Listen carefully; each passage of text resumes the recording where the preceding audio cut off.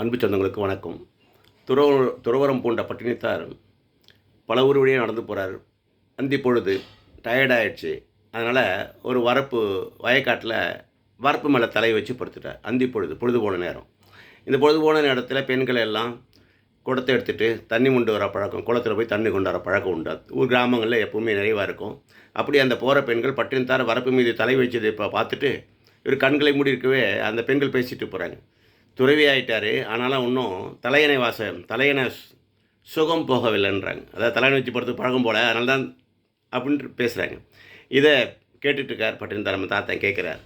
கேட்டோன்னே அவனுக்கு மனசு இருந்தபோது, ஆஹா, இன்னும் நான் பக்குவப்படலை, இன்னும் நமக்கு தலையணை சுகம் தேவைப்படுது அப்படின்னு சொல்லிட்டு திரும்ப இறங்கி வயக்காலில் நேராக படுத்துடுறார்.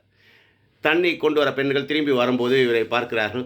நாம் சொல்லுவதையெல்லாம் கேட்டுக்கொண்டிருக்கிறார். உலகில் இவர் அக்கறை இருக்குது, உலகில் இவருக்கு விசுவாசம் இருக்குது, உலகப்பற்று இருக்குது. அதனால் யார் என்ன பேசுகிறாங்கன்னு கேட்டுருக்காரு. இவர் ஒரு துறவியே கிடையாதுன்னு சொல்லிட்டு போயிடுறாங்க. அப்போ எழுந்து மேல் நோக்கி இறைவனை நோக்கி, இந்த பிரபஞ்சத்தை நோக்கி, இறைவா, எனக்கு இந்த பெண்கள் மூலமாக நான் எப்படி பக்குவப்பட வேண்டும் என்பதை உணர்த்தி இருக்கிறாய். உனக்கு